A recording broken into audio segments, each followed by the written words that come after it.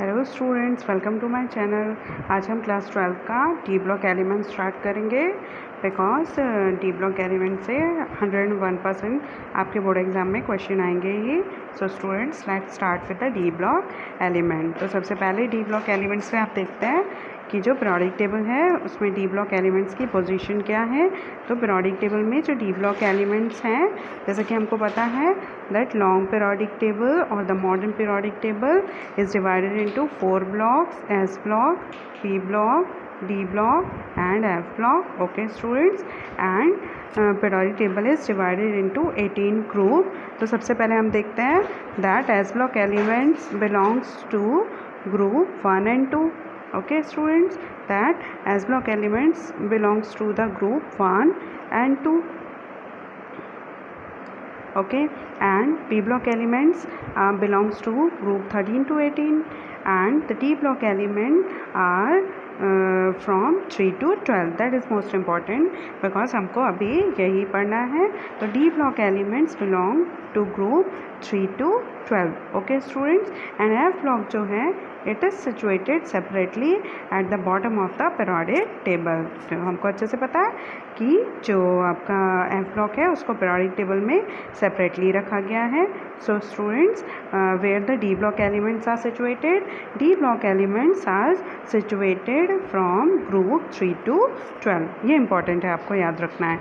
यहाँ से एक important characteristic हमको पता चलता है that कि जो डी ब्लॉक एलिमेंट्स हैं they are present between the S block and P block. Okay, one more important thing कि जो डी ब्लॉक एलिमेंट है वो एस ब्लॉक और जो पी ब्लॉक एलिमेंट्स हैं उनके बीच में प्रेजेंट होते हैं।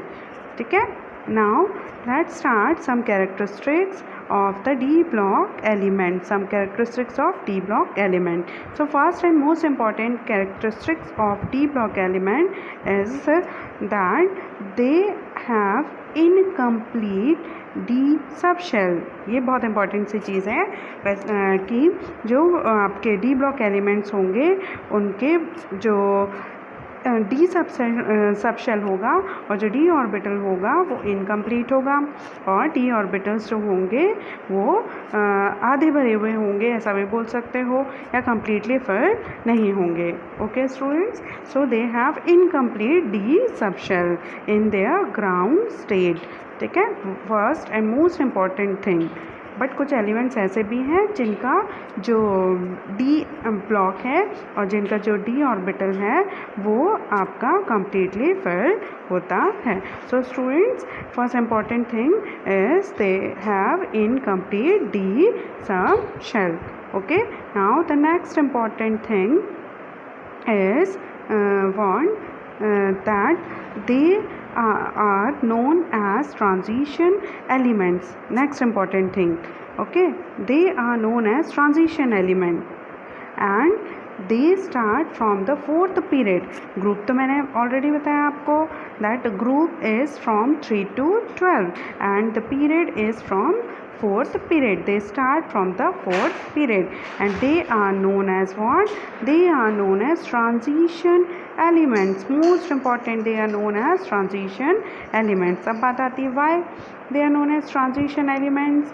Because they transist between the S and the P block. Okay, because उनकी जो प्रॉपर्टी है transist between S and P block और they are the bridge element. ठीक है, मोस्ट इम्पॉर्टेंट चीज़, they are the bridge element. Okay students, कि वो क्या है, ब्रिज एलिमेंट भी बोल सकते हो बिकॉज वो उनकी जो प्रॉपर्टीज़ हैं वो बीच की हैं, क्योंकि वो बीच में एग्जिस्ट करते हैं पीरियोडिक टेबल में एस ब्लॉक और पी ब्लॉक के।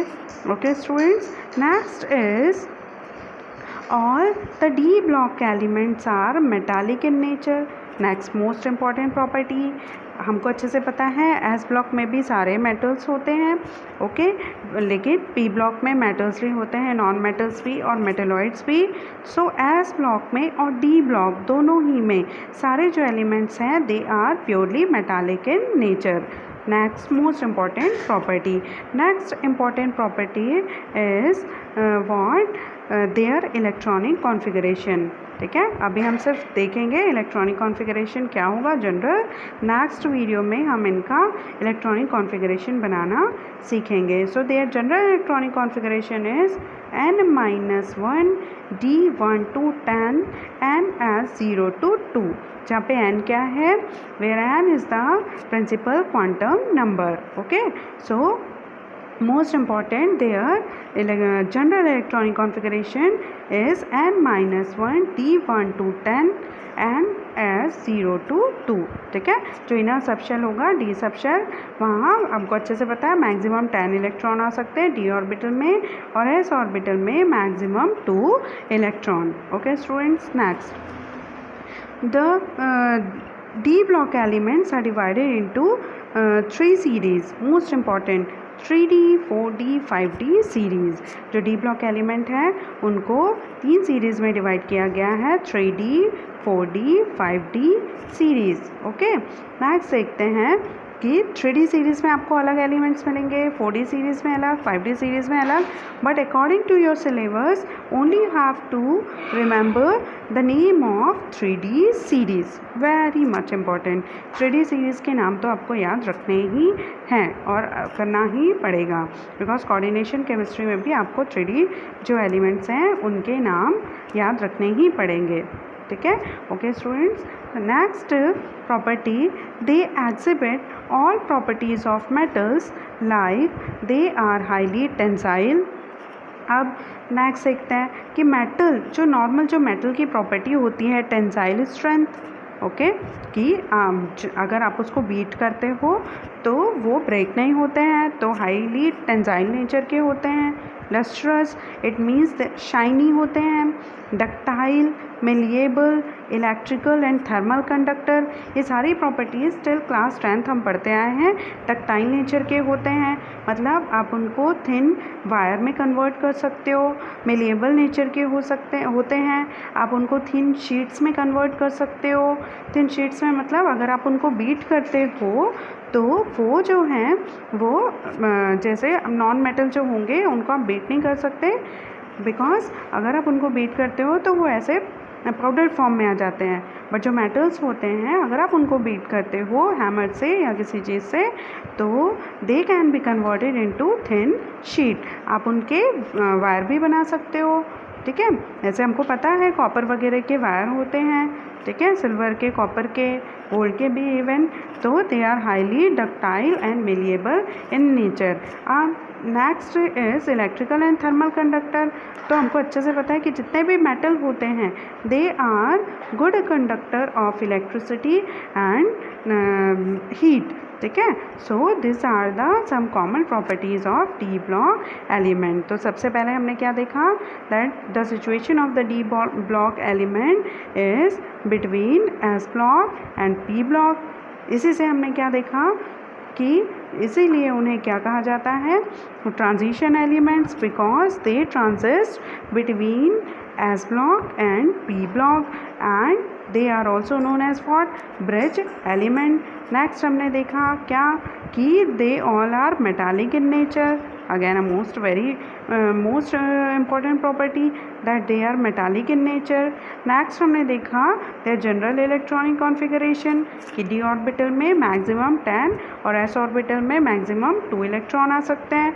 और वैसे ज़्यादातर इनके जो ऑर्बिटल हैं वो इनकम्प्लीटली फिल्ड होते हैं. कुछ एक्सेप्शन है जो हम नेक्स्ट वीडियोस में देखेंगे. ओके स्टूडेंट्स, नेक्स्ट जो जनरल प्रॉपर्टी होती है किसी भी मेटल की, चाहे वो एस ब्लॉक एलिमेंट हो चाहे वो डी ब्लॉक एलिमेंट हो, वो सारी प्रॉपर्टीज़ ये भी शो करते हैं like they are tensile in nature, lustrous, ductile, malleable, electrical and thermal conductor. So students, आज के लिए इतना काफ़ी है. नेक्स्ट जो प्रॉपर्टीज़ है वो हम अपने नेक्स्ट वीडियो में देखेंगे. Okay students, till then take care.